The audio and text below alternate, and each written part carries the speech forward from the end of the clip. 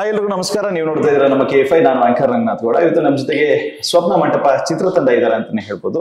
So ಆ ಒಂದು ಚಿತ್ರದ ಮೇನ್ ಪಿಲ್ಲರ್ಸ್ ಇವರು ಅಂತ ಹೇಳಿ ಹೇಳ್ಬೋದು. ಸೊ ಆ ಒಂದು ಪಿಲ್ಲರ್ಸ್ ಗಳನ್ನ ನಿಮಗೆ ಪರಿಚಯ ಮಾಡಿಸ್ಕೊಡ್ತೀನಿ. ಮೊದಲನೇದಾಗಿ 1000ಕ್ಕೂ ಹೆಚ್ಚು ಅಧಿಕ ಚಿತ್ರಗೀತೆಗಳನ್ನ ಹಾಡಿರುವಂತಹ ಡಾಕ್ಟರ್ ಶಮಿತಾ ಮಲ್ನಾಡ್ ಅವರು ನಮ್ಮ ಜೊತೆಗಿದ್ದಾರೆ. ನಮಸ್ಕಾರ ಮ್ಯಾಮ್. ನಮಸ್ತೆ. ಸೊ ಈ ಒಂದು ಚಿತ್ರಕ್ಕೆ ಸಂಗೀತ ನಿರ್ದೇಶನ ನೀವು ಮಾಡಿದೀರಾ. ಸೊ ಖುಷಿ ಆಗ್ತದೆ ನಮಗೆ, ಬಹಳ ಖುಷಿ ಆಗ್ತದೆ. ಅಂಡ್ ವೆಲ್ಕಮ್ ಟು ನಮ್ಮ KFI. Thank you sir. And ಇವರನ್ನ ನಾವು ಬಹಳಷ್ಟು ಸಿನಿಮಾಗಳನ್ನ ನೋಡಿರ್ತೀವಿ. ಅವರ ನಟನೆಯ ಮುಖಾಂತರವೇ ಅದ್ಭುತವಾಗಿರುವಂತಹ ಒಂದು ಚಿತ್ರಗಳಲ್ಲಿ ನಟಿಸಿದ್ದಾರೆ ಅಂತಾನೆ ಹೇಳ್ಬೋದು. ಅವಾಗಿನ ಒಂದು ಡೂಮ್ ಟಿವಿಯಿಂದ ಇವತ್ತಿನ ಒಂದು QLED ವರ್ಗು ಕೂಡ ಇವರು ತುಂಬಾನೇ ಸುಂದರವಾದಂತಹ ನಟನೆಯಲ್ಲಿ ನಮ್ನೆಲ್ಲರನ್ನು ಕೂಡ ರಂಜಿಸಿದ್ದಾರೆ ಅಂತಾನೆ ಹೇಳ್ಬೋದು. ಸುಂದರ್ ರಾಜ್ ಸರ್ ಕೂಡ ನಮ್ ಜೊತೆಗಿದ್ದಾರೆ. ಸರ್ ನಮಸ್ಕಾರ. ಅಂಡ್ ಅದ್ಭುತವಾಗಿರುವಂತಹ ಛಾಯಾಗ್ರಹಣದ ಮುಖಾಂತರ ನಮ್ಮೆಲ್ಲರನ್ನು ಕೂಡ ರಂಜಿಸಿರುವಂತಹ ಅದ್ಭುತವಾದಂತಹ ಛಾಯಾಗ್ರಾಹಕ ಇವರು. ಸೊ ನಾಗರಾಜ್ ಸರ್ ಕೂಡ ನಮ್ ಜೊತೆಗಿದ್ದಾರೆ. ಸರ್ ನಮಸ್ಕಾರ. ನಮಸ್ಕಾರ. ಸೊ ಮಾಲ್ಗುಡಿ ಡೇಸ್ ಇಂದ ಹಿಡಿದು ಇವತ್ತಿನ ಒಂದು ಟುಡೇ ಇವತ್ತಿನವರೆಗೂ ಕೂಡ ನಮ್ಮನ್ನ ಅಷ್ಟೇ ಅದ್ಭುತವಾಗಿ ರಂಜಿಸಿರುವಂತಹ ಛಾಯಾಗ್ರಾಹಕರು ನೀವು ಸರ್. ಈ ಒಂದು ಚಿತ್ರದ ಒಂದು ಛಾಯಾಗ್ರಹಣವನ್ನ ನೀವು ಮಾಡಿದ್ರ ಅಂತ ಕೇಳೋದಕ್ಕೆ ಬಹಳ ಖುಷಿ ಆಗುತ್ತೆ. ಹೇಗ್ ಮೂಡಿ ಬಂದಿದೆ ಸರ್ ನಿಮ್ಮ ಒಂದು ಕೈ ಚಳಕ? ಹೇಗ್ ತೋರಿಸಿದಿರ ನೀವು? ಕೈ ಚಳಕ ಅಂದ್ರೆ ಪ್ರತಿ ಸಿನಿಮಾದು ಕೈ ಚಳಕ ಇದೇ ಇರುತ್ತೆ. ಸೊ ಮೇಸ್ಟ್ ಏನ್ ಹೇಳ್ತಾರ ನಾವು ಅದನ್ನ ತಿಳ್ಕೊಬೇಕಾಗತ್ತೆ. ಇನ್ನೊಂದು ಈ ಸಿನಿಮಾ ಇಂಪಾರ್ಟೆಂಟ್ ಸೆಟ್. ಸ್ವಪ್ನ ಮಂಟಪ ಬೇರೆ ಕಡೆ ಸೆಟ್ ಸಿಗೋದಿಲ್ಲ. ಇದು ಸೆಟ್ ಹಾಕಿದ್ರೆ ದೊಡ್ಡ ಅದ್ಭುತವಾಗಿ ಸೆಟ್ ಹಾಕಿದ್ರು. ಸೊ ಆ ಸೆಟ್ ಅಲ್ಲಿ ವರ್ಕ್ ಮಾಡಕ್ಕೆ ಒಂದು ಖುಷಿ ಆಯ್ತು.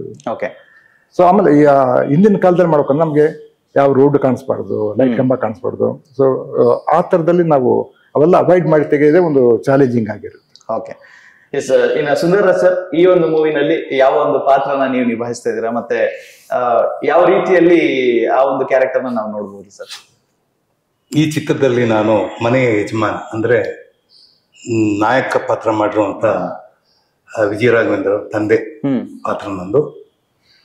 ಮತ್ತೆ ಈ ಒಂದು ಕಥಾ ಹಂದರದಲ್ಲಿ ಏನು ನಡೆಯುತ್ತೆ ಅದಕ್ಕೆ ಪೂರಕವಾಗಿ ನಾನು ಕೂಡ ಕೆಲಸ ಮಾಡ್ತಾ ಇರ್ತೀನಿ. ಅಂದ್ರೆ ಏನು ಈ ಸ್ವಪ್ನ ಮಂಟಪ ಅಂತ ಹೇಳಿದಾಗ ಈ ಪಾರಂಪರಿಕವಾದ ಕಟ್ಟಡಗಳನ್ನ ಅಥವಾ ಜಾಗಗಳನ್ನ ಉಳಿಸುವ ಪ್ರಯತ್ನ.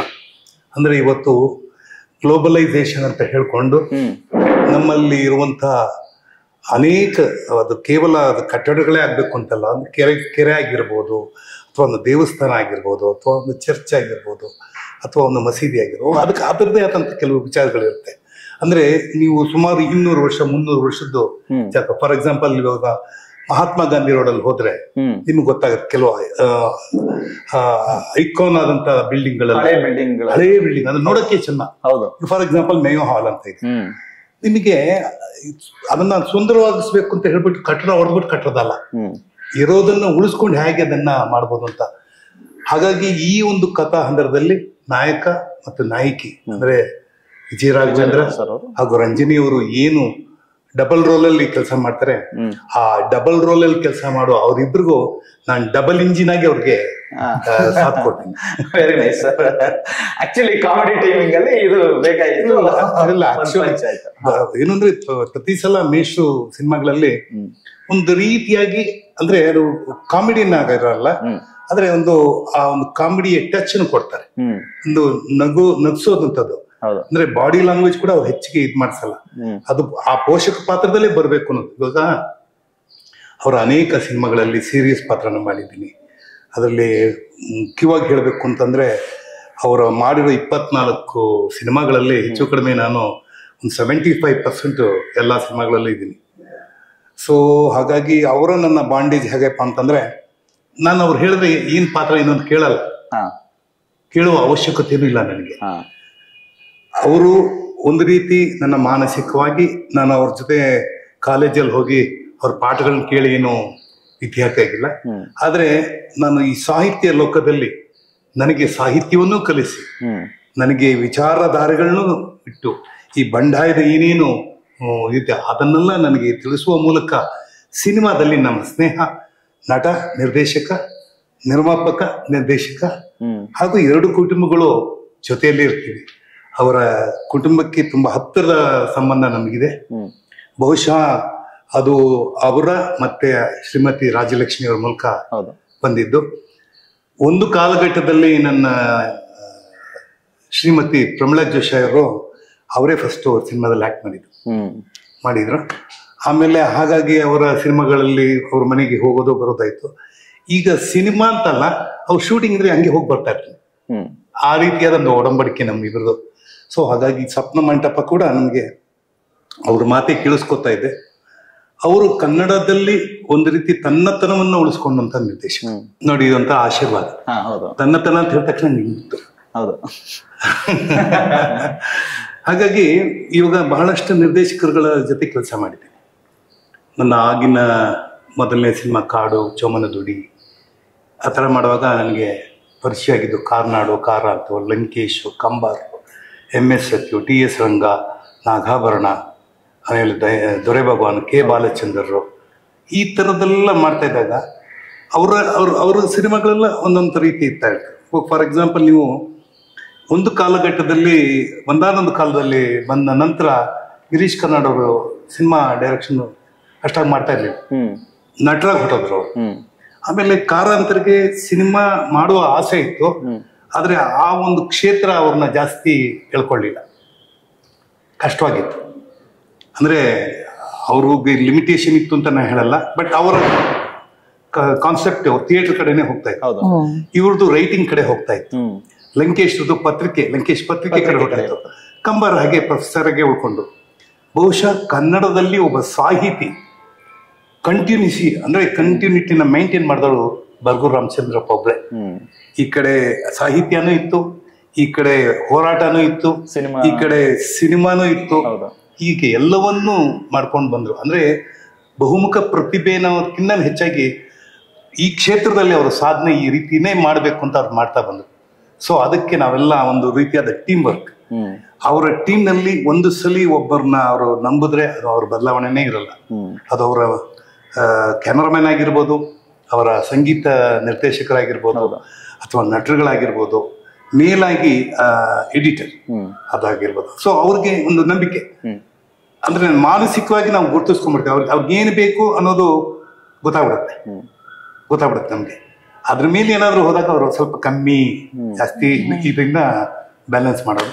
ಸೊ ಹಾಗಾಗಿ ಸ್ವಪ್ನ ಮಂಟಪ ಬಿಡುಗಡೆ ಆಗ್ತಾ ಇರೋದೇ ನಮ್ಗೊಂಥರ ಖುಷಿ. ಯಾಕೆಂದ್ರೆ ಇವತ್ತಿನ ಕಾಲಘಟ್ಟದಲ್ಲಿ ಸಿನಿಮಾ ಮಾಡುವ ಒಂದು ವಿಚಾರ ಇದೆಯಲ್ಲ, ಸಿನಿಮಾ ಮಾಡ್ಬಿಡ್ತಾರೆ. ಸಿನಿಮಾ ಮಾಡೋದೇನು ಕಷ್ಟ ಅಂತ ಹೇಳಲ್ಲ. ಯಾಕಂದ್ರೆ ಏನೋ ಅವ್ರಿಗೊಂದು ಐಡಿಯಾಸ್ ಇರುತ್ತೆ, ಕಂಟೆಂಟ್ ಇರುತ್ತೆ, ಒಂದಷ್ಟು ಬಂಡವಾಳ ಇರುತ್ತೆ, ಸಿನಿಮಾ ಮಾಡ್ತಾರೆ. ಬಿಡುಗಡೆ ಮಾಡೋದು ಅಂತ ಇರುತ್ತಲ್ಲ, ಅದು ಬಹಳ ಮುಖ್ಯ. ಯಾಕೆಂದ್ರೆ ಇವೆಷ್ಟವನ್ನು ಮಾಡಿ ಪ್ರೇಕ್ಷಕರಿಗೆ ಕೊಡ್ಬೇಕು. ನಾನು ತುಂಬಾ ಚೆನ್ನಾಗಿ ಅಡಿಗೆ ಮಾಡಿದೀನಿ, ಎಲ್ಲ ಕಿಚನ್ ಅಲ್ಲೇ ಇದೆ ಅಂದ್ರೆ ಪ್ರಯೋಜನ ಇಲ್ಲ. ಬಂದ್ರು 100 ಜನ ಬಂದ್ರು, ಕೂತ್ಕೊಂಡ್ರು, ಎಲ್ಲ ಊಟ ಮಾಡಿದ್ರು, ಬಹಳ ಚೆನ್ನಾಗಿತ್ತು ಸರ್. ಏನ್ ಚೆನ್ನಾಗಿತ್ತು, ಹುಳಿ ಅಂತೂ ಅಬ್ಬಬ್ಬಬ್ಬ, ಪಾಯಸ ಅದಕ್ಕೆ ಮೇಲೆ ಚೆನ್ನಾಗಿತ್ತು. ಹಂಗೆ ತರ ಕುರುಮ್ ಸ್ವಲ್ಪ ಸಣ್ಣಗೇನು ಇತ್ತು ಅಂತಾರಲ್ಲ, ಅದು ಸ್ವಪ್ನ ಮಂಟಪ. ಇದರಲ್ಲಿ ಫುಲ್ ಮೀಲ್ಸ್ ಅಂತ ಹೇಳ್ಬೋದು. ನಮಗೆ ಒಂಥರ ಖುಷಿ ಈ ಸಿನಿಮಾ ಬಿಡುಗಡೆ ಆಗ್ತಾ ಇರೋದು. ಇನ್ನು ಇದು ಉಳಿಸ್ಬೇಕಾಗಿರೋದು ಕನ್ನಡದ ಪ್ರೇಕ್ಷಕರು. ಅಂದ್ರೆ ಬರ್ಗೂರ್ ಮೇಷ್ಟ್ರಿಗೆ ಅವ್ರದೇ ಆದಂತ ಅಭಿಮಾನಿ ಬಳಗ ಇದೆ. ಅವರಷ್ಟು ಜನ ಖಂಡಿತವಾಗ್ಲೂ ನೋಡ್ತಾರೆ. ಸೊ ಹಾಗಾಗಿ ಅದನ್ನ ಮೀರಿ ಒಬ್ಬ ಕಾಮನ್ ಮ್ಯಾನ್ ಅಂತ ಏನಂತೀವಿ, ಅವನು ಬರ್ಬೇಕು ಒಳಗಡೆಗೆ. ಆ ಒಂದು ಕೆಲಸವನ್ನ ನಾವು ಚಿತ್ರದ ಬಿಡುಗಡೆಗೆ ಮಾಡೋದಕ್ಕೆ ನಮ್ಮ AR ಬಾಬು ಅವರು ತರ ಸಾಥ್ ಕೊಟ್ಟಿರೋದು, ನಾವು ಅವ್ರಿಗೆಲ್ಲ ಒಂದು ಥ್ಯಾಂಕ್ಸ್ ಹೇಳ್ತೀನಿ. ಅದೇ ರೀತಿ ಈ ಟೀಮ್ನ ಪ್ರೊಡಕ್ಷನ್ ಎಲ್ಲ ಮಾಡಿದಂಥ ನಟರಾಜ್ ಶಿವ ಅವರೊಂದು ರೀತಿ ಅವರಿದ್ದಾರೆ. ಪ್ರವೀಣ್ ಕೆಲಸ ಮಾಡಿದ್ದಾರೆ ಅಸೋಸಿಯೇಟ್ ಆಗಿ. ಹಾಗೂ ನಾಗರಾಜ್ ಅದ್ವಾನಿ ನನ್ನ ಬಹಳ ಹಳೆಯ ಮಿತ್ರ. ಯಾಕೆಂದ್ರೆ ಇವರ ಗುರು S ರಾಮಚಂದ್ರ ಅವರ ಮೊದಲನೇ ಸಿನಿಮಾಯಿಂದ ನಾನು ಕೆಲಸ ಮಾಡ್ಕೊಂಡ್ಬಂದಿದ್ದೆ. ಸೊ ಹಾಗಾಗಿ ಅದೊಂದು ರೀತಿ. ಮೇಲಾಗಿ ನನ್ನ ಗೆಳತಿ ನನ್ಗೆ ಶಮಿತಾ ಮಲ್ನಾಡ್ ಹಾಡ್ಸಿದ್ದಾರೆ, ನನ್ನ ಕೈಯಲ್ಲಿ ಹಾಡು ಹೇಳ್ಸಿದ್ದಾರೆ. ಹಾಡು ಹೇಳ್ಸಿದ್ದಾರೆ. ಅದು ಸರ್ದೆ ಸಿನಿಮಾ. ಅದು ಸರ್ದೆ ನನ್ಗೆ ಗೆಲ್ಲುವನ್ನು ಕೊಟ್ಟದ್ದು ಇಷ್ಟೇ. ಅದು ಒಂದು ಹಾಡುಗಾರಿಕೆ ಕೊಟ್ಟರು ಅಷ್ಟೇ, ಫೈಟಿಂಗ್ ಕೊಟ್ಟರು ಅಷ್ಟೇ. ಬಹುಶಃ ನನ್ನ ಮೇಲಿರುವಂತ ಅಪರಿಮಿತವಾದ ಪ್ರೀತಿ ಮತ್ತೆ ನನ್ ಕಂಡ್ರೆ ಅವರು ಈ ಪಾತ್ರ ಮಾಡಿಸ್ಬೇಕು ಅನ್ನೋದು ಅವ್ರಿಗೆ ಇದ್ದಿದೆ. ಸೊ ಹಾಗಾಗಿ ಎಲ್ಲರ ಒಂದು ಸಾಥ್, ಆಮೇಲೆ ಮುಖ್ಯವಾಗಿ ಒಳ್ಳೆಯ ಒಂದು ಹಾಡುಗಳನ್ನ ಕೊಟ್ಟಿದ್ದಾರೆ. ಬಹಳ ಚೆನ್ನಾಗಿದೆ, ಅದನ್ನ ಕೇಳಿ ಆನಂದ ಪಡ್ಬೇಕು. ಸೊ ಹೀಗಾಗಿ ನಾವೆಲ್ಲ ಇದ್ದೀವಿ. ನಮಗೆ ಈ ಸಿನಿಮಾ ಮೂಲಕ ಅಂತಂದ್ರೆ ನನಗೆ ಪ್ರತಿ ಸಿನಿಮಾನು ಗೆಲ್ಲಬೇಕು. ನಾನು ಅಷ್ಟು ಸಿನಿಮಾ ಮಾಡಿದೆ, ನಾನು ಇಷ್ಟು ಸಿನಿಮಾ ಮಾಡಿದೆ ಅಂತಲ್ಲ. ಈ ಸಿನಿಮಾ ನನಗೆ ಹೊಸದು. ಈ ಸಿನಿಮಾ ನನ್ಗೆ ಇವತ್ತಿನ ಮಟ್ಟಿಗೆ ಪ್ರಥಮ ಸಿನಿಮಾ ಅಂತಾನೆ ಹೇಳ್ತೀನಿ. ಸೊ ಸ್ವಪ್ನ ಮಂಟಪ ಏನು ಡ್ರೀಮ್ ಹೌಸ್ ಅಂತ ಏನ್ ಕರಿಬಹುದು, ಮಂಟಪ ಡ್ರೀಮ್ ಹೌಸ್ ಅಂತ. ನಮ್ಮ ಕನಸು ಅಷ್ಟೇ, ಈ ಕನಸು ನನಸಾಗಿ ಗೆಲುವಾಗ್ಬೇಕಷ್ಟೇ. ಓಕೆ. ಅಂಡ್ ಇನ್ನು ಸಂಗೀತದ ಬಗ್ಗೆ ಮಾತಾಡ್ತೀವಿ ಅಂದ್ರೆ ಮ್ಯಾಮ್, ಎಷ್ಟು ಹಾಡುಗಳಿದೆ ಮತ್ತೆ ಯಾವ ಸೆಟ್ ಆಫ್ ಆಡಿಯನ್ಸ್ಗೆ ಬಹಳ ಇಷ್ಟ ಆಗುತ್ತೆ ಈ ಹಾಡುಗಳು? ಸ್ವಪ್ನ ಮಂಟಪದಲ್ಲಿ ಒಟ್ಟು 4 ಹಾಡುಗಳು, ಒಂದು ಬಿಟ್ ಸಾಂಗ್ ಇದೆ. ಒಟ್ಟು 5 ಹಾಡುಗಳು ಅಂತ ಹೇಳ್ಬೋದು. 4 ಹಾಡುಗಳನ್ನ ಮೊದಲೇ ಎಲ್ಲಾನು ಪ್ರಿಪೇರ್ ಮಾಡ್ಬಿಟ್ಟಿದ್ರು. ಬರ್ಗೂರ್ ಸರ್ದ್ ಹೇಗಂತಂದ್ರೆ ಎಲ್ಲಾನು ಬಹಳ ಚೆನ್ನಾಗಿ ರೆಡಿ ಮಾಡ್ಕೊಂಡ್ಬಿಟ್ಟಿರ್ತಾರೆ, ಎಲ್ಲ ರೆಡಿ ಇರುತ್ತೆ. ಯಾಕಂದ್ರೆ ಸೆಟ್ ಹೋಗಿ ಅಲ್ಲೋಗಿ ಡೈಲಾಗ್ ಬರೆಯೋವಂಥದ್ದು, ಅಲ್ಲೋಗಿ ಏನೋ ಆಮೇಲೆ ರೆಕಾರ್ಡಿಂಗ್ ಸ್ಟುಡಿಯೋಗ್ ಬಂದ್ಬಿಟ್ಟು ಅಲ್ಲಿ ಏನೋ ತಿದ್ದೋ ಅಂತದ್ದು ಇರ್ಬೋದು, ಅದ್ ಯಾವ್ದು ಇಲ್ಲಿ ತನಕ ನಡೆದಿಲ್ಲ. ಯಾಕೆ ನಾನು ಅವ್ರಿಗೆ ಸಂಗೀತ ಮಾಡಿರೋಂಥ 7ನೇ ಚಿತ್ರ. ಅಂಡ್ ನಾನ್ ಸಂಗೀತ ನಿರ್ದೇಶನ ಮಾಡಿದ್ದೆ ಅವ್ರ ಸಿನಿಮಾದಿಂದ. ಸೊ ಬೆಕ್ಕು ಅನ್ನೋಂಥ ಸಿನಿಮಾದಿಂದಾನೇ ನಾನು ಸಂಗೀತ ನಿರ್ದೇಶಕಿ ಆಗಿದ್ದು. And I got state award for that. ಈ ಒಂದು 7 ಸಿನಿಮಾಗಳಲ್ಲಿ ನಾವು ಅವ್ರನ್ನ ನೋಡ್ತಾ ಬಂದಿರೋದ್ರಿಂದ ಪ್ರತಿಯೊಂದೂನು ಬಹಳ ಕಟ್ಟುನಿಟ್ಟಾಗಿ ಬಹಳ ನೀಟಾಗಿ ಎಲ್ಲ ರೆಡಿ ಇರುತ್ತೆ. ಸೊ ಗೀತೆಗಳು ಅಷ್ಟೇ, ಇದರಲ್ಲಿ 4 ಗೀತೆಗಳನ್ನ ಅವರು ಬರೆದು ಅದಕ್ಕೆ ಕಂಪೋಸ್ ಮಾಡಿದ್ದು, ಅಂದ್ರೆ ಸಾಹಿತ್ಯಕ್ಕೆ ಸಂಗೀತ ಮಾಡಿದ್ದಂಥದ್ದು. ಯಾವ್ಯಾವ ಹಾಡುಗಳು ಎಲ್ಲೆಲ್ಲಿ ಬರುತ್ತೆ, ಯಾವ್ಯಾವ ಸೀನಲ್ಲಿ ಬರುತ್ತೆ, ಅದಕ್ಕೆ ಮುಂಚೆ ಏನಾಗಿರುತ್ತೆ, ಇದು ಯಾವ ತರ ಹಾಡು ಲಿಂಕ್ ಕೊಡುತ್ತೆ ಕತೆಗೆ, ಇವೆಲ್ಲವನ್ನು ಅವ್ರು ಹೇಳಿರ್ತಾರೆ. ಸೊ ಕತೆ ಪೂರ್ಣವಾಗಿ ನಮ್ಗೆ ಗೊತ್ತಿರತ್ತೆ. ಸೊ ಎಲ್ಲಿ ಹಾಡು ಬರುತ್ತೆ ಅನ್ನೋದು ಗೊತ್ತಿರುತ್ತೆ. ಆಮೇಲೆ ಆ ಸಾಹಿತ್ಯಕ್ಕೆ ಆ ಸಿಚುವೇಶನ್ ಅಲ್ಲಿ ಯಾವ ತರ ಸಂಗೀತ ಬೇಕು ಅನ್ನೋದನ್ನೆಲ್ಲ ಡಿಸ್ಕಷನ್ ಮಾಡಿರ್ತಾರೆ. ಹಂಗಾಗಿ ಅರ್ಧ ಕೆಲಸ ಮುಗ್ದೋಗಿರುತ್ತೆ ನಮ್ದು. ಆಮೇಲೆ ಇನ್ನೊಂದು ಏನು, ನಾನು ಅವರಿಂದ ಸಂಗೀತದ ಒಂದಷ್ಟು ವಿಷಯಗಳನ್ನ ಕಲ್ತಿದ್ದು ಅಂದ್ರೆ, ಸಿನಿಮಾಗೆ ಏನ್ ಬೇಕೋ ಅಷ್ಟೇ ಸಂಗೀತ ಮಾಡ್ಬೇಕು ಅನ್ನುವಂಥದ್ದು. ಈಗ ಈ ಸಿನಿಮಾದಲ್ಲಿ ಹಳೆ ಒಂದ್ ಬರತ್ತಲ್ಲ, ಐತಿಹಾಸಿಕ ಹಿನ್ನೆಲೆ, ಆ ಸ್ವಪ್ನ ಮಂಟಪ ಅನ್ನುವಂಥದ್ದು ಏನಿರುತ್ತೆ ಅದಕ್ಕೆ ಸಂಬಂಧಪಟ್ಟಂತ ಕಥೆಯಲ್ಲಿ ಬರುವಂತ ಹಾಡುಗಳು ಬೇರೆ ತರ ಇರ್ಬೇಕು. ಅದಾದ ನಂತರ ಬರುವಂತ ಸಾಮಾಜಿಕ ಕಳಕಳಿ ಇರುವಂತ ಒಂದು ಸಂದೇಶವನ್ನ ಕೊಡುವಂತ ಹಾಡು ಯಾವ ತರ ಇರ್ಬೇಕು, ಜೋಶ್ ಆಗಿರ್ಬೇಕು, ಅದು ಬೇರೆ ತರ ಇರ್ಬೇಕು. ಅವರಿಬ್ಬರ ರೊಮ್ಯಾಂಟಿಕ್ ಹಾಡು ಬೇರೆ ತರ ಇರ್ಬೇಕು. ಹೀಗೆಲ್ಲ ಇರೋದ್ರ ಜೊತೆನಲ್ಲಿ ಒಂದು ಕನ್ನಡದ ಒಂದು ಏನು ಅಭಿಮಾನವನ್ನ ತೋರಿಸುವಂತ ಒಂದು ಹಾಡು, ಅದನ್ನೇ ಫಸ್ಟ್ ಕಂಪೋಸ್ ಮಾಡಿದ್ದು. ಆ ಒಂದು ಹಾಡನ್ನ ವಿಜಯ ರಾಘವೇಂದ್ರ ಅವರೇ ಹಾಡಿದ್ದಾರೆ. ಸೊ ಅದೊಂದು ವಿಶೇಷ ಈ ಒಂದು ಸಿನಿಮಾದಲ್ಲಿ, ಯಾಕೆಂದ್ರೆ ತುಂಬಾ ಒಳ್ಳೆ ಹಾಡುಗಾರರು ಕೂಡ. ಹಾಗಾಗಿ ಸರ್ ಫಸ್ಟ್ ಹೇಳಿದ್ದು ಈ ಒಂದು ಹಾಡನ್ನ ವಿಜಯ್ ಅವ್ರ ಹತ್ರ ಹಾಡ್ಸೋಣ ಅಂತ. ಸೊ ಅವ್ರು ಒಪ್ಪಿ ತುಂಬಾ ಚೆನ್ನಾಗಿ ಹಾಡಿದ್ದಾರೆ. ಒಂದ್ ಹಾಡು ಅವ್ರು ಹಾಡಿದ್ದಾರೆ. ಇನ್ನೊಂದು ಹಾಡನ್ನ ಹೇಮಂತ್ ಮತ್ತೆ ಸರೆಗಮಪದಲ್ಲಿ ಅಮೂಲ್ಯ ಅಂತ ಮೈಸೂರಿನ ಹುಡುಗಿ, ಇದೇ ಫಸ್ಟ್ ಡೆಬ್ಯೂ ಮೂವಿ. ಸೊ ಆ ತರ ತುಂಬಾ ಜನರನ್ನ ಅವರು ಪ್ರತಿ ಒಂದ್ ಸಿನಿಮಾದಲ್ಲೂ ಯಾರಾದ್ರೂ ಒಬ್ರನ್ನ ಹಾಡಿಸ್ತಾ ಇರ್ತಾರೆ. ಆ ಹುಡುಗ ಚೆನ್ನಾಗ್ ಹಾಡ್ತಾ ಇದ್ದ, ಈ ಹುಡುಗಿ ಈ ಒಂದು ಪ್ರೋಗ್ರಾಮ್, ಯಾಕಂದ್ರೆ ಅವರು ಬರೀ ಸಿನಿಮಾ ಅಷ್ಟೇ ಇರಲ್ಲ. ನಮ್ಗೆಲ್ಲರಿಗೂ ಹೋದ್ರಂಗ ಸಾಹಿತ್ಯ, ಸಿನಿಮಾ, ಟಿವಿಯಲ್ಲಿ ಏನೇನ್ ಬರ್ತಾ ಇದೆ, ಯಾವ್ಯಾವ ಸೀರಿಯಲ್ ಅಲ್ಲಿ ಯಾರು ಚೆನ್ನಾಗ್ ಮಾಡ್ತಾ ಇದಾರೆ, ಯಾರು ಚೆನ್ನಾಗಿ ರಿಯಾಲಿಟಿ ಶೋ ನಲ್ಲಿ ಹಾಡ್ತಾ ಇದಾರೆ, ಇವೆಲ್ಲವನ್ನ ಗಮನಿಸ್ತಾ ಇರ್ತಾರೆ. ಸೊ ಈ ಹಿಂದೆನೂ ಕೂಡ ಖಾಸಿಮ್ ಅನ್ನೋಂತ ಒಬ್ಬ ಹುಡುಗ ಇರ್ಬೋದು, ಹನುಮಂತಪ್ಪ ಅಂತ ಕುರಿ ಕಾಯುವಂತ ಒಬ್ಬ ಹನುಮಂತು, ಅವ್ರ ಹತ್ರ ಹಾಡ್ಸಿದ್ರು. ಸೊ ಇದ್ರಲ್ಲಿ ಅಮೂಲ್ಯ ಒಂದ್ ಹಾಡನ್ನ ಹಾಡಿದಾಳೆ ಹೇಮಂತ್ ಜೊತೆ. ಮತ್ತೆ ಇನ್ನೊಂದ್ ಹಾಡನ್ನ ನಾನ್ ಹಾಡಿದೀನಿ. ಮತ್ತೆ ಇನ್ನೊಂದ್ ಹಾಡನ್ನ, ಅದು ನಾನು ಹೇಳಿದಾಗೆ ಸಂದೇಶ ಕೊಡುವಂತ ಒಂದು ಹೋರಾಟಕ್ಕೆ ಕರೆಯುವಂತ ಒಂದ್ ಹಾಡು. ಆ ಒಂದ್ ಹಾಡನ್ನ ವೇದ ಸಿನಿಮಾ ಅದ್ರಲ್ಲಿ ಹಾಡಿರುವಂತ ಖ್ಯಾತಿ ಇರುವಂತ ಮೋಹನ್ ಅನ್ನೋರು ಹಾಡಿದ್ದಾರೆ. ಅವ್ರನ್ನು ಕೂಡ ಸರ್ರೆ ಸಜೆಸ್ಟ್ ಮಾಡಿದ್ರು, ಅವ್ರ ಹತ್ರ ಹಾಡ್ಸೋಣ, ಸಿರಾದ್ ಹುಡುಗ ತುಂಬಾ ಚೆನ್ನಾಗಿ ಹಾಡ್ತಾನೆ ಅಂತ. ಎಲ್ರು ತುಂಬಾನೇ ಚೆನ್ನಾಗಿ ಹಾಡಿದ್ದಾರೆ. ಅಂಡ್ ಈ ಒಂದು ಹಾಡುಗಳನ್ನ ಜೇಂಕರ್ ಆಡಿಯೋ ಕಂಪನಿ ಮುಖಾಂತರ ಇದು ಬಿಡುಗಡೆ ಆಗಿದೆ. ಹಾಡುಗಳನ್ನ ಕೇಳ್ಬೋದು, ಎಲ್ಲರೂ ಕೇಳಿದ್ದಾರೆ, ಚೆನ್ನಾಗಿದೆ ಅಂತ ಹೇಳಿದ್ದಾರೆ. ಅಂಡ್ ಸಿನಿಮಾ ಒಟ್ಟಾರೆ ರೀ ರೆಕಾರ್ಡಿಂಗ್ ತಗೊಂಡ್ರೆ ಅದು ಕೂಡ ಅವರ ಒಂದು ನಿರ್ದೇಶನ ಇತ್ತು. ಸರ್ ಈ ತರ ಬೇಕು, ಇದ್ರಲ್ಲಿ ಈಗ ಕೋರಸ್ ಏನೋ ಹಾಕ್ಬಿಟ್ಟಿರ್ತೀವಿ ನಾವು, ಅದೆಲ್ಲ ಬೇಡ, ಇದಕ್ಕಿಷ್ಟೇ ಸಾಕು. ಸೊ ಆ ತರ ತುಂಬಾ ಕಲ್ತಿದ್ದೀನಿ ನಾನು. ಅಂದ್ರೆ ಯಾವುದು ಎಷ್ಟು ಬೇಕೋ ಅಷ್ಟೇ, ಉಪ್ಪು ಎಷ್ಟು ಬೇಕೋ ಅಷ್ಟೇ ಹಾಕ್ಬೇಕು, ಖಾರ ಎಷ್ಟಿರ್ಬೇಕು ಅಷ್ಟೇ ಇರ್ಬೇಕು ಅಂತ. ಸೊ ನಾವು ಕಮರ್ಷಿಯಲ್ ಸಿನಿಮಾದಲ್ಲೇ ಹಾಡ್ಕೊಂಡ್ ಬಂದಿದ್ರಿಂದ ನಾವು ಒಂಥರ ಇದಕ್ಕೆ ಅದನ್ನ ಹಾಕ್ಬೋಣ, ಅದು ಒಂದ್ ಜೋಶ್ ಇರುತ್ತಲ್ಲ, ಹಂಗ್ ಮಾಡೋಣ ಹಿಂಗ್ ಮಾಡೋಣ ಅಂತ.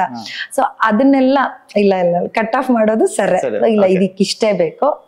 ಆಮೇಲೆ ನಮ್ಗೆ ಅನ್ಸುತ್ತೆ ಕರೆಕ್ಟ್ ಅವ್ರು ಹೇಳಿದ್ದು, ಇದು ಇಷ್ಟಿದ್ರೇನೆ ಆ ಡೈಲಾಗ್ಸ್ ಹಿಂದೆ ಏನೋ ಒಂದು ಬಹಳ ಉತ್ತಮವಾದಂತ ಒಂದು ಯಾವ್ದೋ ಒಂದು ಸನ್ನಿವೇಶ ಇರುತ್ತೆ, ಅದಕ್ಕೆ ತುಂಬಾ ಇಂಪಾರ್ಟೆಂಟ್ ಡಿಸ್ಕಷನ್ ನಡೀತಿರುತ್ತೆ. ಅಲ್ಲಿ ನಾವು ಬೇಕಿಲ್ದಿರೋದನ್ನೆಲ್ಲ ಒಂದಷ್ಟು ಮ್ಯೂಸಿಕ್ ಹಾಕ್ಬಿಟ್ರೆ ಅದ್ರ ಸತ್ವ ಹೊಟ್ಟೋಗುತ್ತೆ, ಸನ್ನಿವೇಶದ ಸತ್ವ. ಹಾಗಾಗಿ ಅದನ್ನೆಲ್ಲ ನಾನು ತುಂಬಾ ಕಲ್ತಿದ್ದೀನಿ ಅವರಿಂದ. ಅಂಡ್ ಒಂದು ವಿಶೇಷ ಅಂದ್ರೆ ಸ್ವಪ್ನ ಮಂಟಪದಲ್ಲಿ ನಾನ್ ಮಾಡಿರುವಂತ ಇದು 10ನೇ ಸಿನಿಮಾ ನಾನು ಮ್ಯೂಸಿಕ್ ಮಾಡ್ತಾ ಇರೋದು, ಸರ್ದ್ 7ನೇದು. ಅದ್ರಲ್ಲಿ ನಂದು ಹೊಸ ಒಂದು ವಿಷಯ ಅಂತಂದ್ರೆ ಇದು ಸ್ವಲ್ಪ ಸಸ್ಪೆನ್ಸ್ ಇದೆ. ಸೊ ಫಸ್ಟ್ ಹಾಫ್ ಸಿನಿಮಾದಲ್ಲೆಲ್ಲ ಒಂಥರ ನಿಮ್ಗೇನು ಇದೇನು ಯಾವ ತರ ಇದೆ, ಹೌದು ಬೇರೆ ಬೇರೆ ಶೇಡ್, ಒಂದು ಇನ್ನೊಂದು ಮಾನಸಿಕ ಅಸ್ವಸ್ಥ ಇರೋದನ್ನು ಕೂಡ ಇದೆ, ಇನ್ನೊಂದು ಪೌರಾಣಿಕ. ಹೌದು, ಈಗ ಐತಿಹಾಸಿಕ ಹಿಂದಿನ ವಿಷಯಕ್ಕೆ ಹೋದಾಗ ಅವ್ರದ್ದು ಬೇರೆ ತರ ಇದೆ, ಅಲ್ಲಿ ಮ್ಯೂಸಿಕ್ ಬೇರೆ ತರ ಇದೆ. ಅಲ್ಲೊಂಥರ ನಿಮ್ಗೆ ಏನೋ ಇದೆ, ಏನಿದು, ಯಾಕೆ ಹಿಂಗಾಗ್ತಾ ಇದೆ, ಏನಿರ್ಬೋದು ಅನ್ನೋಂತ ಬಹಳಷ್ಟು ಕುತೂಹಲವಾದಂತ ಸನ್ನಿವೇಶಗಳಿದೆ. ಅದು ತುಂಬಾ ಇಷ್ಟಪಟ್ಟೆ ನಾನು. ಸೊ ತುಂಬಾ ಚೆನ್ನಾಗಿದೆ ಸಿನಿಮಾ. ಎಸ್. ಅಂಡ್ ಸರ್, ಇತ್ತೀಚಿನ ದಿನಗಳಲ್ಲಿ ಕೆಲವೊಬ್ರು ಹಳೆ ಆರ್ಟಿಸ್ಟ್ ಗಳಿಗೆ ಆಪರ್ಚುನಿಟೀಸ್ ಗಳು ಕಡಿಮೆ ಆಗ್ತಾ ಇದೆ ಅಂತ ಹೇಳಿ ಬಹಳ ಹೇಳ್ತಾರೆ. ಬಟ್ ಆದ್ರೆ ಬರಗೂರು ರಾಮಚಂದ್ರಪ್ಪ ಸರ್ ಅವರ ಮೂವಿನಲ್ಲಿ ಅವರ ಸ್ನೇಹಿತರು ಮತ್ತೆ ಅವಾಗಿಂದ ಉಳ್ಕೊಂಡ್ ಬಂದಿರುವಂತಹ ಕಲಾವಿದರನ್ನ ಎಲ್ರಿಗೂ ಕೂಡ ಒಂದು ಚಾನ್ಸ್ ನ ಕೊಡ್ತಾನೆ ಇರ್ತಾರೆ. ಸೊ ಎಲ್ಲೋ ಒಂದು ಕಡೆ ಹಳೆ ಆರ್ಟಿಸ್ಟ್ ಗಳನ್ನ ಕನ್ನಡ ಇಂಡಸ್ಟ್ರಿಯಲ್ಲಿ ಮರಿತಾ ಇದಾರ ಹೇಗೆ ಅಂತ ಸರ್? ಇಲ್ಲ, ಆತರ ಏನಿಲ್ಲ, ಮರೆಯುವಂಥದ್ದಲ್ಲ. ಈ ಪಾತ್ರಗಳೇ ಹಾಗೆ. ಇವಾಗ ಕ್ರಿಕೆಟ್ ತಗೊಳ್ಳಿ ಅಥವಾ in sports for that matter, ಅಲ್ಲಿ ಯೂತೇ ಬರೋದು. ಫಸ್ಟ್ ಬರೋದೇ 18 ನೋಡಿ, ಅದು ಏನೋ ಟೀನೇಜ್ ಕ್ರಿಕೆಟ್ ಅಂತ ಬರುತ್ತೆ. ಅದಾದ್ಮೇಲೆ ಯೂತ್, ಆಮೇಲೆ 30-35 ಆದ ತಕ್ಷಣ ಅವರವರೇ ರಿಟೈರ್ ಆಗ್ಬಿಡ್ತಾರೆ. ಹೌದು, ಸ್ಪೋರ್ಟ್ಸ್ ಮೆನ್ ರಿಟೈರ್ ಆಗ್ತಾರೆ, ಬೇರೆ ಯಾರು ರಿಟೈರ್ ಆಗಿದ್ದಲ್ಲ. ಸಿನಿಮಾದಲ್ಲಿ ಆಗಲ್ಲ. ಸಿನಿಮಾದಲ್ಲಿ ಏನಾಗುತ್ತೆ ಅಂದ್ರೆ ಪ್ರೋಗ್ರೆಸಿವ್, ಅಂದ್ರೆ ಬೆಳೀತಾ ಹೋಗ್ತಾರೆ. ಒಂದು ಹಂತಕ್ಕೆ ಬಂದಾಗ ಏನಾಗುತ್ತೆ, ಅಂತ ಪಾತ್ರಗಳು ಕಡಿಮೆ ಆಗುತ್ತೆ. ತಾತ, ಅಪ್ಪ, ಅಮ್ಮ, ಈ ಪಾತ್ರಗಳು ಸ್ವಲ್ಪ ಕಡಿಮೆ ಆಗ್ತಾ ಹೋಗುತ್ತೆ. ಬಹುಶಃ ನೀವು ನೋಡಿರ್ಬೋದು, ಇದು ಕೇವಲ ಕನ್ನಡಕ್ಕೆ ಸೀಮಿತ ಅಲ್ಲ. ನೀವು ಹಿಂದಿ ತಗೋಬಹುದು, ತಮಿಳ್ ತಗೋಬಹುದು. ಅವರು ತುಂಬಾ ದೊಡ್ಡ ಆರ್ಟಿಸ್ಟ್ ಸರ್, ಅವರು ಬಹಳ ವಯಸ್ಸಾಗಿ. ಹಿಂದಿನಲ್ಲಿ ಇವಾಗ ಅಫ್ಕೋರ್ಸ್ ಮೂವಿನಲ್ಲಿ ಕೆಲವೊಂದು ಆಪರ್ಚುನಿಟೀಸ್ ಗಳು ಇಲ್ಲ ಅಂತ ಹೇಳಿದ್ರು, OTT ಯಲ್ಲಿ ಸೀರೀಸ್ ಗಳಿಗೆ ಆ ವಿಷಯಕ್ಕೆ ಬರ್ತಾ ಇದ್ದೀನಿ. ಈಗ ರೆಗ್ಯುಲರ್ ಸಿನಿಮಾಸ್ ಅಂದ್ರೆ hero oriented, heroine oriented, song ಫೈಟುಗಳು ಇದ್ರೆ ಅದರಲ್ಲಿ ಸ್ವಲ್ಪ ಇಂಥ ಪಾತ್ರಗಳು ಬರೋದು ಕಮ್ಮಿ. ಇವತ್ತು ಅಂತ ಸಿನಿಮಾ ಕಡಿಮೆ ಆಗ್ತಾ ಇದೆ. ಅಂದ್ರೆ ಮರ ಸುತ್ಕೊಂಡು ಹಾಡು ಹೇಳ್ಕೊಂಡು ಹೂವು ಹಾಡ್ಕೊಂಡು ಬರೋದೆಲ್ಲ ಬಹಳ ಕಡಿಮೆ, ಡ್ಯೂಯೆಟ್ಗಳೆಲ್ಲ ಬಹಳ ಕಡಿಮೆ. ಹೌದು, ಬಟ್ ಕಂಟೆಂಟ್ಗಳು ಬಹಳ ಡಿಫ್ರೆಂಟ್ ಆಗ್ತಾ ಇದೆ. ನೀವು ನೋಡಿದಾಗ ಇಂಥ OTT ಸಿನಿಮಾಗಳಲ್ಲಿ ಬಹಳಷ್ಟು ನಮ್ಮಂತಹ ವಯಸ್ಸಿನ ಪಾತ್ರಧಾರಿಗಳಿಗೆ ಹೆಚ್ಚೆಚ್ಚು ಪ್ರಾಮುಖ್ಯತೆ ಸಿಗ್ತಾ ಇದೆ, ಇಲ್ಲ ಅಂತಲ್ಲ. ಬಟ್ ಥಿಯೇಟರ್ಗಳಲ್ಲಿ OTT ಇದ್ದರೆ ಅದರ್ ದನ್ ಥಿಯೇಟರ್ ಅಲ್ವಾ? ಇಲ್ಲಿ ಸಿನಿಮಾನಲ್ಲಿ ಬಂದು ಕಾಸು ಕೊಟ್ಕೊಂಡು ನೋಡ್ಬೇಕು ಅಂತ ಬರುವಂತ ಆಟೋ ರಿಕ್ಷಾ ಡ್ರೈವರ್ ಆಗ್ಬೋದು, ಹಣ್ಣು ಮಾರೋರಾಗ್ಬೋದು, ಬಸ್ ಡ್ರೈವರ್ ಆಗ್ಬೋದು, ಕಂಡಕ್ಟರ್, ಇವರೆಲ್ಲ ಕಾಮನ್ ಮ್ಯಾನ್ಗಳು. ಅವ್ರದೇ ಆದಂತ ಕೆಲವು ಇದಿದೆ. ಸಿನಿಮಾ ಹೀಗಿರ್ಬೇಕು ಅಂತ ಅವ್ರ ಕಲ್ಪನೆ, ಅವ್ರಿಗೆ ಹೀರೋಯಿಸಮ್ ಬೇಕು ಅಂತ ಇರುತ್ತೆ. ಹೀರೋಯಿನ್ ನೋಡಿದ್ರೆ ನನ್ನ ಗೆಳತಿ ಹೀಗಿರ್ಬೇಕು ಅಂತ ಇರುತ್ತೆ, ಕಾಮಿಡಿ ನೋಡಿದ್ರೆ ಈ ತರ ಇರ್ಬೇಕು ಅಂತ ಅನ್ಸುತ್ತೆ. ಅದು ಒಂದು ಕ್ಲಾಸ್, ಅದೊಂದು ಕ್ಲಾಸ್. ಈಗ ಮೇಸ್ಟ್ ಮಾಡ್ತಾ ಇರೋದು ಸಿನಿಮಾಗಳ ಕ್ಲಾಸೇ ಬೇರೆ. ಸೊ ಈ ಅಂತರಗಳು ಇದ್ದೇ ಇರುತ್ತೆ. ಸೊ ನನಗೆ ಒಂದು ಲೆಕ್ಕ ಅಂತಂದ್ರೆ ಈ ವಯಸ್ಸಲ್ಲೂ ನನ್ ಪಾತ್ರ ಸಿಗ್ತಾ ಇದೆ ಅಂತ ನಾನು ಇಷ್ಟಪಡ್ತೀನಿ. ಬಹುಶಃ 4-5 ಸಿನಿಮಾ ಮಾಡ್ತಾ ಇದ್ದೀನಿ, ಒಂದು ದೊಡ್ಡ ಸೀರಿಯಲ್ ಒಂದು ಮಾಡ್ತಾ ಇದ್ದೀನಿ, ಸೂರ್ಯವಂಶ ಅಂತ, ಅದರಲ್ಲಿ ಮಾಡ್ತಾ ಇದ್ದೀನಿ ಉದಯ ಟಿವಿನಲ್ಲಿ. ಅಂದ್ರೆ ಒನ್ ಹ್ಯಾಸ್ ಟು ಬಿ, ಅವರು ಅಲರ್ಟ್ ಆಗಿರ್ಬೇಕು. ಪಾತ್ರಗಳು ಬಂದಾಗ ಏನ್ ರೋಲು ಅಂತ ಕೇಳ್ತಾ ಬಂದಿದ್ದೇನೆ ಮಾಡಿ. ಇವಾಗ ಈಗ ನಾವೇನು ತುಂಬಾ ಡಿಮ್ಯಾಂಡ್ ಆರ್ಟಿಸ್ಟ್ ಅಂತ ಏನಿಲ್ವಲ್ಲ, ಬರುತ್ತಲ್ಲ ಪಾತ್ರ. ಮನೇಲಿ ಸುಮ್ಮನೆ ಕೂತ್ರೆ ಅದಕ್ಕಿಂತ ವರ್ಸ್ಟ್ ಯಾವ್ದಿಲ್ಲ. ಕೆಲಸ ಮಾಡ್ತಾ ಇರ್ಬೇಕು. ಏನ್ ಮಾಡ್ತಾ ಇದಾರೆ ಅಂದ್ರೆ ಶೂಟಿಂಗ್ ಹೋಗಿದ್ದಾರೆ ಅಂತ ಹೇಳ್ತಾರೆ. ಏನ್ ಮಾಡ್ತಾರೆ, ಮಲಗಿದ್ದಾರೆ ಅಂದ್ರೆ ಚೆನ್ನಾಗಿರಲ್ಲ. ಸೊ ಹಾಗಾಗಿ ಈ ಮಲಗದೆ ಒಂದು ಎದ್ದು ನಡೆಯುವಂತ ಚೇತನವನ್ನ ಕೊಟ್ಟಂತ ನನ್ನ ಗುರುಗಳಿಗೆ ಸದಾ ನಮಸ್ಕಾರ ಹೇಳ್ತಾ ಇರ್ತೀನಿ. ಕೆಲಸ ಮಾಡೋಣ. ಕೆಲಸ ಮಾಡೋದ್ರಿಂದ ಏನಾಗುತ್ತೆ, ಜೊತೆಲಿ ಬೇರೆ ಬೇರೆ ಫ್ರೆಂಡ್ಸ್ಗಳೆಲ್ಲ ಬರ್ತಾರೆ, ಮನಸ್ಸು ಹಗುರ ಆಗತ್ತೆ, ಚಟುವಟಿಕೆ ಇರುತ್ತೆ. So I am enjoying my work. Very nice sir. ಇಲ್ಲ, ಒಂದು ಹೇಳೋದು ಮರ್ತೆ, ನನ್ನ ಈ ಸಿನಿಮಾದಲ್ಲಿ ವಿಜಯರಾಘವೇಂದ್ರ ಹಾಡಿದಲ್ಲ, ಅದು ರಾಜ್ಕುಮಾರ್ ಅವರು ನಮ್ಮ ಆಕಸ್ಮಿಕದಲ್ಲಿ ಒಂದು ಹಾಡು ಬರುತ್ತೆ, ಹುಟ್ಟಿದರೆ ಕನ್ನಡ. ಆ ಒಂದು ಖುಷಿನ ಕೊಡುತ್ತೀಯ. ಓಕೆ. ಸೊ ಅನದರ್ ಒಂದು ಐಕಾನ್ ಸಾಂಗ್ ಆಗತ್ತೆ ಅಂತ ಹೇಳಕ್ ಇಷ್ಟಪಡ್ತೀನಿ. ಅವ್ರು ಹೇಳಿಲ್ಲ, ನಮಗೆ ಕನ್ನಡದ ಆಂಥಮ್ ಇದ್ದಂಗೆ. ಆಮೇಲೆ ಇನ್ನೊಂದೇನಂದ್ರೆ, ಮೇಷ್ಟ್ರು ಸಿನಿಮಾ ನಮ್ಮ ಪ್ರೊಡಕ್ಷನ್ ಹೌಸ್ ಅಲ್ಲಿ ಮೊದಲನೇ ಮಾಡಿ ಸಿನಿಮಾ ನಮ್ದು ತಾಯಿ, ನಮ್ಮ ಬ್ಯಾನರ್ ಅಂತ ಮಾಡಿದಲ್ಲಿ ತಾಯಿ ಅಂತ. ರಾಷ್ಟ್ರ ಪ್ರಶಸ್ತಿ, ರಾಜ್ಯ ಪ್ರಶಸ್ತಿ, ಮತ್ತೆ ಅವ್ರಿಗೆ ಬೆಸ್ಟ್ ಲಿರಿಕ್ಸ್ ರೈಟರ್ ಅಂತ ಯಾರಿಗೂ ಬಂದಿಲ್ಲ. ಸೊ ಆ ಒಂದು ಹೆಮ್ಮೆ ಹೆಗ್ಗಳಿಕೆ ನನಗಿದೆ. ಸೊ ಜೊತೆಲಿ ಕೆಲಸ ಮಾಡ್ತಾ ಇರೋದು. ಓಕೆ. ಅಂಡ್ ಸರ್, ನೀವು ಛಾಯಾಗ್ರಹಣ ಮಾಡಿರುವಂತಹ ಸಿನಿಮಾಗಳಲ್ಲಿ ಸರದು ಮೂವಿಗಳೇ ಜಾಸ್ತಿ ಇರೋದ್ರಿಂದ ಅಷ್ಟು ವರ್ಷದಿಂದ ಅವರ ನಿಮ್ಮ ಒಡನಾಟ ಹೇಗೆ ಸಾಕ್ತಾ ಬಂದಿದೆ ಸರ್? ನಾನು ಫಸ್ಟ್ ಅವ್ರ ಬೆಂಕಿ, ಸೂರ್ಯ ಎರಡಕ್ಕೆ ಸ್ಥಿರ ಛಾಯಾಗ್ರಾಹಕನಾಗಿದ್ದೆ. ಅಲ್ಲಿಂದ ಬಡ್ತಿ ಕೊಟ್ರು ನನಗೆ ಕ್ಷಾಮಗೆ. ಸೊ ಅಲ್ಲಿಂದ ಪ್ರಾರಂಭ ಆಯ್ತು ನಮ್ಮ ಅವರ ಇದರಿಂದ. ಬೆಂಕಿಯಿಂದನೇ ಶುರುವಾಗಿತ್ತು. ಬೆಂಕಿ ಬರೀ ಸ್ಟಿಲ್ ಮಾಡ್ತದೆ. ಇದ್ರಲ್ಲಿ ಛಾಯಾಗ್ರಾಹಕ ಆದ್ರಿಂದ ಸ್ವಲ್ಪ ಬಡ್ತಿ ಕೊಟ್ಟಾದ್ರಿಂದ ಅದಕ್ಕೆ ಪ್ರಶಸ್ತಿನೇ ಬಂತು. ಅದ್ರ ಜೊತೆಗೆ ಶಾಂತಿ ಸಿನಿಮಾ ಮಾಡಿದ್ವಿ, ಅದ್ರಲ್ಲಿ ಬೇರೆ ತರ ಎಕ್ಸ್ಪೀರಿಯನ್ಸ್ ಆಯ್ತು. ಹೌದು. ಅದನ್ನ ಆ ತರದಲ್ಲಿ ಅವ್ರು 24 ಸಿನಿಮಾದಲ್ಲಿ 14 ಸಿನಿಮಾ ಮಾಡಿದ್ದೆ. Shanti cinema Guinness record single artist. ಹೌದು. ಸೊ ಅದೇ 24 14 ಸಿನಿಮಾ ಹಂಗೆ ಮಾಡಿದ್ದೀನಿ ನಾನು. ಪ್ರತಿ ಸಿನಿಮಾ ನನ್ಗೆ ಹೊಸದಾಗೇ ಇರುತ್ತೆ. ಹೌದು. ಕತೆ ಮತ್ತು ಇದು ಅವರು ಯಾವುದೇ ಸಿನಿಮಾ ಮಾಡಿದಾಗ ನಾವು ಫಸ್ಟ್ ನಟರಾಜು ಪ್ರವೀಣ್ ಇಬ್ರನ್ನ ಕರೀತಾರೆ. ಅವ್ರದ್ದು ಸ್ಟ್ರಾಂಗ್ ಪಿಲ್ಲರ್ಸ್ ಇಬ್ರು ಅವ್ರು ಫಸ್ಟ್, ಅದಾದ್ಮೇಲೆ ಎಲ್ಲ ಜಾಯಿನ್ ಆಗ್ತಾರೆ. ಅವ್ರನ್ನ ಕರೆದು ಕತೆ ಎಲ್ಲ ಕತೆ ಆಮೇಲೆ ಚಿತ್ರಕಥೆ ಎಲ್ಲ ಬರ್ಬಿಟ್ಟಿರ್ತಾರ, ಡೈಲಾಗ್ಸ್ ಬರ್ತಿರ್ತಾರ. ಸೊ ಹ್ಯಾಗ್ ಮಾಡೋಣ ಅಂತಂದು, ಇಲ್ಲಿ ಮಾಡೋಣ ಏನು ಅಂತ ಮಾಡ್ತಾರ. ಅವ್ರದ್ದು ಡಿಸ್ಕಷನ್ 1-2-3 ದಿವಸ ಆದಿದ್ದೆ. ಆಮೇಲೆ ನನ್ನ ಕರೀತಾರೆ. ನನ್ನ ಕರೆದ್ರೆ ಈ ತರ ಇದಂತೆ ಪ್ರವೀಣ ಅಥವಾ ನಟರಾಜ್ ಕತೆ ಹೇಳ್ತಾರ. ಸೊ ಸಾರನ್ನು ಕೂತ್ಕೊಂಡಿರ್ತಾರ. ಸೊ ಏನ್ ಮಾಡ್ಬೇಕು, ಎಲ್ಲಿ ಮಾಡ್ಬೇಕು ಅಂತ. ಸೊ ಆ ತರ ಡಿಸ್ಕಷನ್ ಮಾಡಿ ಶೂಟಿಂಗ್ ಮಾಡ್ತಾ ಇರ್ತೀವಿ. ಓಕೆ. ಸೊ ಹಾಗಾಗಿ ಪ್ರತಿ ಚಿತ್ರನೂ ಅವ್ರ ನಾಟಕ ತುಂಬಾ ಚೆನ್ನಾಗಿದೆ. ಓಕೆ. ಒಂದೆರಡು ಸಾಲುಗಳು, ಬಿಕಾಸ್ ನೀವು ಇಲ್ಲಿರೋದ್ರಿಂದ ಹಾಡಿನ 1-2 ಸಾಲುಗಳು ನಾವು ಕೇಳೋದಕ್ಕೆ ವೇಟ್ ಮಾಡ್ತಾ ಇದೀವಿ. ಒಂದೆರಡು ಸಾಲುಗಳನ್ನ ಹಾಡ್ತೀರಾ ಅನ್ನೋದು? ಕನ್ನಡ ಕನ್ನಡ ಕನ್ನಡ ಕನ್ನಡ ಸಿರಿಗನ್ನಡ, ಕನ್ನಡ ಕನ್ನಡ ಕನ್ನಡ ಸಿರಿಗನ್ನಡ, ಕನ್ನಡ ನಾಡು ಕರ್ನಾಟಕ ನಾಡು, ಕನ್ನಡ ನಾಡು ಕರ್ನಾಟಕ ನಾಡು, ಕನ್ನಡವೆಂದರೆ ಕರುಳಿನ ಗೂಡು, ಮಾನವ ಮನಸ್ಸಿಗೆ ನೆರಳಿನ ಬೀಡು, ಅಂತಃಕರಣವು ಹರಿಯುವ ಹಾಡು, ಅಂತಃಕರಣವು ಹರಿಯುವ ಹಾಡು, ಗೆಲ್ಗೆ ಗೆಲ್ಗೆ ಸಿರಿಗನ್ನಡಂ ಗೆಲ್ಗೆ, ಬಾಳ್ಗೆ ಬಾಳ್ಗೆ ಜನ ಕನ್ನಡಂ ಬಾಳ್ಗೆ, ಗೆಲ್ಗೆ ಗೆಲ್ಗೆ ಜನ ಕನ್ನಡಂ ಗೆಲ್ಗೆ, ಬಾಳ್ಗೆ ಬಾಳ್ಗೆ ಜನ ಕನ್ನಡಂ ಬಾಳ್ಗೆ, ಕನ್ನಡ ಕನ್ನಡ ಕನ್ನಡ ಸಿರಿಗನ್ನಡ. Thank you. ಕನ್ನಡದ ಒಂದು ಪ್ರೀತಿ ಮತ್ತೆ ನಿಮ್ಮ ವಾಯ್ಸ್ ನಲ್ಲಿ ಕೇಳಿದ್ದು ಆಕ್ಚುಲಿ ತುಂಬಾನೇ ಚೆನ್ನಾಗಿ ಕೇಳಿಸ್ತು. ಇಲ್ಲ, ಇನ್ನೊಂದು ನಾನು ಹೇಳ್ಬೇಕಿಲ್ಲ ಏನಂದ್ರೆ, ಕೆಲವು ಸಲ ಸಾಹಿತಿಗಳು ಒಂದು ಹಾಡನ್ ಬರೆದ್ರೆ ಅದ್ರಲ್ಲಿ ಯಾವುದೇ ತರ ಚೇಂಜಸ್ ಮಾಡಬಾರ್ದು ಅನ್ನೋರು ತುಂಬಾ ಜನ ಇದೆ. ನಾನು ಹಿಂದೆ ಸಿನಿಮಾಗಳೆಲ್ಲ ಹಾಡಿದಾಗ ಅಡ್ಜಸ್ಟ್ ಮಾಡ್ಕೊಂಡು ಹಾಡ್ಬೇಕು ಅಷ್ಟೇ ಬಿಟ್ರೆ ಏನು ಬೇರೆ ಪದ ಕೊಡಲ್ಲ. ಕೆಲವು ಸರಿ ಆಗಿದೆ ಅದೆಲ್ಲ. ಬಟ್ ಸರ್ದು ಹೇಗಿರುತ್ತೆ ಅಂತಂದ್ರೆ, ನಾವೇನಾದ್ರೂ ಇದಕ್ಕೆ ಒಂಚೂರು ಆಡ್ ಮಾಡ್ಕೋಬೋದಾ, 2 ಲೈನ್ ರಿಪೀಟ್ ಮಾಡ್ಬೋದಾ, ಅಥವಾ ಫಸ್ಟ್ ಏನಾದ್ರು ಸೇರಿಸ್ಕೊಂಡು ಈ ತರದ್ ಏನಾದ್ರು ಕನ್ನಡದ ಏನಾದ್ರು ಮಾಡ್ಬೋದಾ ಅಂದ್ರೆ ಅದಕ್ಕೆ ಮತ್ತೆ ಲೈನ್ಸ್ ಗಳನ್ನ ಕೊಡೋದಿರ್ಬೋದು. ಅಥವಾ ಹಾಡಕ್ಕೆ ನಾವು ಹಾಡಿದಾಗ ಅದ್ಯಾಕೋ ಸ್ವಲ್ಪ ನೀವು ಕಷ್ಟಪಟ್ಟು ಹಾಡ್ತಾ ಇದೀರಾ ಅಲ್ವಾ, ಅದನ್ನ ಚೇಂಜ್ ಮಾಡ್ಬೇಡ ಅಂದ್ಬಿಟ್ಟು ಆ ಸಾಲ್ನ ಚೇಂಜ್ ಮಾಡ್ತಾರೆ.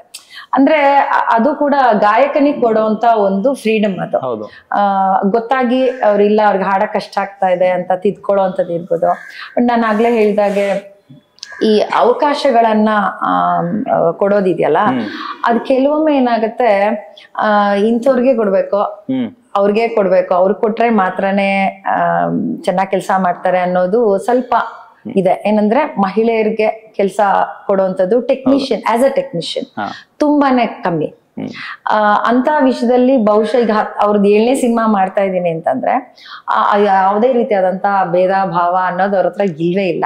ಟ್ಯಾಲೆಂಟೆಡ್ ಮಹಿಳೆಯರಿಗೆ ಮಹಿಳೆಯರಿಗೆ ಜಾಸ್ತಿ ಆದ್ಯತೆ ನೋಡಿದ್ರೆ, ಯಾಕೆಂದ್ರೆ ಅವ್ರ ನಾನ್ ಕಂಡಂತ ಒಂದು ಬಹಳ ಸಂವೇದನೆ ಇರುವಂತದ್ದು. ಆಮೇಲೆ ನೀವು ಡೈಲಾಗ್ಸ್ ನೋಡಿ, ಇದೇ ಸಿನಿಮಾ ಅಂತ ನಾನು ಹೇಳಲ್ಲ, ಸ್ವಪ್ನ ಮಂಟಪದಲ್ಲೂ ಬಹಳಷ್ಟು ಇದೆ ಸ್ತ್ರೀವಾದಿ ಆಗಿರುವಂತದ್ದು ಒಂದಷ್ಟು ವಿಷಯಗಳು. ಬೇರೆ ಸಿನಿಮಾಗಳಲ್ಲೂ ನೀವು ನೋಡ್ಬೋದು, ಎಲ್ಲೆಲ್ಲಿ ಸಾಧ್ಯನೋ ಅಲ್ಲಿ ಅವಳಿಗೆ ಬೇಕಾಗಿರುವಂತಹ ಒಂದು ಪ್ರೀತಿ ಇರ್ಬೋದು, ವಾತ್ಸಲ್ಯ ಇರ್ಬೋದು, ಫ್ರೀಡಮ್ ಇರ್ಬೋದು, ಮಹಿಳೆಯರಿಗೆ ನೀವು ಕೊಡ್ಬೇಕು ಅನ್ನೋದನ್ನ ಒಂದ್ ಪಾತ್ರದ ಮುಖಾಂತರ ಎಲ್ಲೋ ಒಂದ್ ಕಡೆ ಅವ್ರು ತೋರಿಸ್ತಾರೆ. ಅದ್ ನಾವು ಬಹಳ ಖುಷಿ ಆಗುತ್ತೆ ಮಹಿಳೆಯಾಗಿ. ಬಹಳ ಖುಷಿ ಆಗುತ್ತೆ. ಅಂಡ್ ಸರ್, ನಿಮ್ಮ ಮತ್ತೆ ಮೇಘನಾ ಮ್ಯಾಮ್ ಅವರ ಒಂದು ಕಾಂಬಿನೇಷನ್ ಅಲ್ಲಿ ನೆಕ್ಸ್ಟ್ ಯಾವಾಗ ನೋಡ್ಬೋದು? ಅಂದ್ರೆ ಮೇಘನಾ ಮತ್ತೆ ನಂದು ಅಂತಂದ್ರೆ ಪಾತ್ರದಲ್ಲ, ಸಿನಿಮಾ ಇನ್ನೂ ಅದರ ಐಡಿಯಾ ಬಂದಿಲ್ಲ. ಬಟ್ ಒಂದು ಪ್ರೊಡಕ್ಷನ್ ಮಾಡ್ಬೇಕು ಅಂತಿದೆ. ಬಹುಶಃ ಹೊರಗಡೆ ಮಾಡೋರ್ಗಿಂತ ಮನೆಯವ್ರು ಮಾಡಿದಾಗ ನಮ್ಮ ಅಂಡರ್ಸ್ಟ್ಯಾಂಡಿಂಗ್ ಮೋರ್ ಬೆಟರ್. ಸೊ ನೋಡೋಣ, ಈ ವರ್ಷ ಆಗಲ್ಲ, ಬಹುಶಃ next year we can plan like father and daughter combination. ಈಗ ಅದೊಂಥರ ವಿಲ್ ಬಿ ಥ್ರಿಲ್ಲರ್ ತರಾನೇ ಮಾಡ್ತಿದ್ದೇನೆ, ವಿಲ್ ನಾಟ್ ಬಿ ಎಮೋಷನಲ್. ಯಾಕಂದ್ರೆ ಈಗೆಲ್ಲ ನೋಡಿ ಎಲ್ಲರಿಗೂ ಗೊತ್ತಾಗೋಗ್ಬಿಟ್ಟಿದೆ, ಅದೇ ತರ ಕತೆ ಬರುತ್ತೆ ಅಂತಂದ್ರೆ ನಮ್ಮನ್ನೇ ನಾವ್ ಇದ್ ಮಾಡ್ದಂಗಾಗುತ್ತೆ. ಅದನ್ನ ಬಿಟ್ಟು ಬೇರೆ ತರ ಚಾಲೆಂಜಿಂಗ್ ಮಾಡೋದು ಅನ್ನೋದು ಒಂದು ಥಾಟ್ ಇದೆ. ಇನ್ನು ಕುಟುಂಬದಲ್ಲಿ ಎಲ್ಲರನ್ನು ಕೂಡ ಕಲಾವಿದರು ಇರೋದ್ರಿಂದ ಮೊಮ್ಮಗನ ಒಂದು ಡೆಬ್ಯೂ ಯಾವಾಗ ನೋಡ್ಬೋದು sir? Too early to ask, but ಇಲ್ಲ ಜಸ್ಟ್ ಕ್ಯೂರಿಯಸ್ ಅಷ್ಟೇ. ಇಲ್ಲ, ಅದು ಆ ಥರದ್ದೇನಿಲ್ಲ. ಆ ಥರದ್ದು ಒಂದು ಇದೆಲ್ಲ ಏನಂತೀರಿ, ಮಗುನ ಈಗಲೇ ಸೇರಿಸಬಾರ್ದು ಆ ಥರದ್ದೆಲ್ಲ ಏನಿಲ್ಲ. ಹಂಗ್ ನೋಡಕ್ ಹೋದ್ರೆ ನನ್ನ ಮಗಳನ್ನ ಫಸ್ಟ್ ಆಕ್ಟ್ ಮಾಡಿಸಿದ್ದೆ ಮೇಷ್ಟ್ರು ಕರಡಿಪುರದಲ್ಲಿ. ಅದು ಅವಳಿಗೆ ಗಂಡು ಪಾತ್ರ ಕೊಟ್ಬಿಟ್ಟಿದ್ರು. ಅಪ್ಪ ಚಡಿ ಗಿಡಿಲಿ ಹಾಕ್ಬಿಡಿ. ಸೊ ಆ ಥರದಲ್ಲಿ ಏನಿಲ್ಲ. ಅವನು ಈಗ ಆಲ್ರೆಡಿ ನಮ್ಮನ್ನ ಇಮಿಟೇಟ್ ಮಾಡ್ತಾ ಇದ್ದಾನೆ, ಮನೆ ತುಂಬಾ ಮಾಡ್ತಾ ಇದ್ದಾನೆ. ಬಹುಶಃ ಅಜ್ಜಿನಲ್ಲೇ ಬಂದ್ಬಿಟ್ಟಿರುತ್ತೆ. ಆಮೇಲೆ ಅವನಿಗೆ ನಾವು ಹೆಚ್ಚಿಗೆ ಇವಾಗ ಎಜುಕೇಶನ್ ಕಡೆಗೆ, ಯಾಕೆಂದ್ರೆ ಮತ್ತೆ ಏನಾದ್ರು ತುಂಟತನಕ್ಕೆ ಬಿದ್ದು ಈ ಕಡೆ ಬಂದ್ಬಿಟ್ರೆ ನಮ್ಗೆ ಕಷ್ಟ ಆಗ್ಬಿಡುತ್ತೆ ಅಂತ ಅವ್ರ ಅಮ್ಮ ಡಿಸೈಡ್ ಮಾಡ್ಬೇಕು. ನಾನಾಗ್ಲಿ ಅಜ್ಜಿ ಆಗಿಲ್ಲ. She is more into the education ಇದ್ದಾಳೆ ಅವಳು. ಗುಡ್, ನೋಡೋಣ. Okay sir. ಅಂಡ್ 25ನೇ ತಾರೀಕು ರಿಲೀಸ್ ಆಗ್ತಾ ಇದೆ. ಸೊ ಕನ್ನಡಿಗರಿಗೆ ಏನಾದ್ರು ಹೇಳ್ತೀರಾ ಅನ್ನೋದಾದ್ರೆ ಸರ್? ಕನ್ನಡಿಗರು ಪಾಪ ಹೆಲ್ಪ್ ಮಾಡ್ತಾನೆ ಇದ್ದಾರೆ. ಕನ್ನಡದವ್ರು ನಾವು ಬನ್ನಿ ಅಂತ ಹೇಳೋ ಅಗತ್ಯವೇ ಇಲ್ಲ. ಆಗ್ಬೇಕಾದ ಕೆಲಸ ಏನು ಅಂತಂದ್ರೆ, ನಮ್ಗೆ ಈ ಥಿಯೇಟರ್ಗಳ ಮಾಲೀಕರು ಆಗಿರ್ಬೋದು, ಅಥವಾ ಈ PVR ಕಂಟ್ರೋಲ್ ಮಾಡೋರಾಗಿರ್ಬೋದು, ಮಾರ್ನಿಂಗ್ ಶೋ ಕೊಡೋದು ಆ ಥರದ್ದೆಲ್ಲ ಮಾಡಬಾರ್ದು. ನಮಗೆ ಪ್ರಾಪರ್ ಟೈಮ್ ಕೊಡಬೇಕು, ಪ್ರೈಮ್ ಟೈಮ್ ಕೊಡಬೇಕು. ಈಗ ಸರ್ಕಾರ ಕೊಟ್ಟಿರುವ 200 ರೂಪಾಯಿ ಇದು ಮಾಡಿದ್ರಲ್ಲ, ಅದು ತುಂಬಾ ಒಳ್ಳೇದಾಗಿದೆ. ಯಾಕಂದ್ರೆ ಇವತ್ತು ಸಿನಿಮಾನೇ ಇದು ಚೀಪೆಸ್ಟ್ ಎಂಟರ್ಟೈನ್ಮೆಂಟ್ ಮೀಡಿಯಾ. ನಿಮಗೆ ಬೇರೆ ಎಲ್ಲಾ ರಂಗಕ್ಕಿಂತ ಕಂಪೇರ್ ಮಾಡಿದ್ರೆ, ಇವಾಗ ಹೋಟ್ಲ್ಗೆ ಹೋಗಿ ಒಂದು ತಿಂಡಿ ತಿನ್ಬೇಕಂದ್ರೆ ಮಸಾಲೆ ದೋಸೆನೆ 150 ರೂಪಾಯಿ ಇದೆ, ಒಂದು ಇಡ್ಲಿ ಒಂದು 25 ರೂಪಾಯಿ ಇದೆ, ವಡೆ 50 ರೂಪಾಯಿ ಇದೆ. ಸಿನಿಮಾ ನಾವು 200 ರೂಪಾಯಿ ತೋರಿಸ್ತಾ ಇದೀವಿ.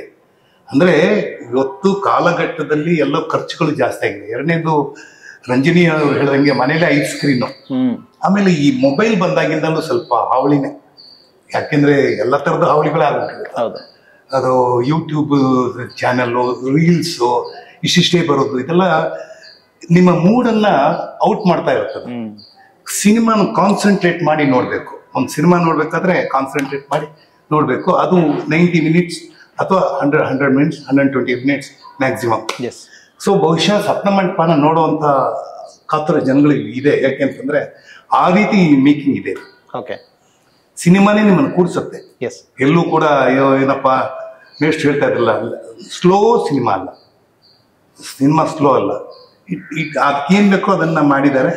ಸೊ ಅದು ಗೆಲುವಿನ ಹಾದಿನಲ್ಲೇ ಹೋಗತ್ತೆ ಅಂತ ನನ್ನ ಅನಿಸಿಕೆ.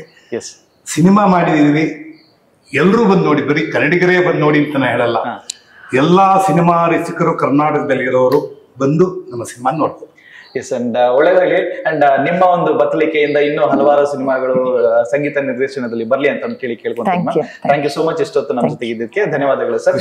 ಇನ್ನಷ್ಟು ಚಿತ್ರಗಳ ಮುಖಾಂತರ ನೀವು ನಮ್ಮೆಲ್ಲರೂ ಕೂಡ ಮನರಂಜಿಸಲಿ ಅಂತ ಖಂಡಿತ.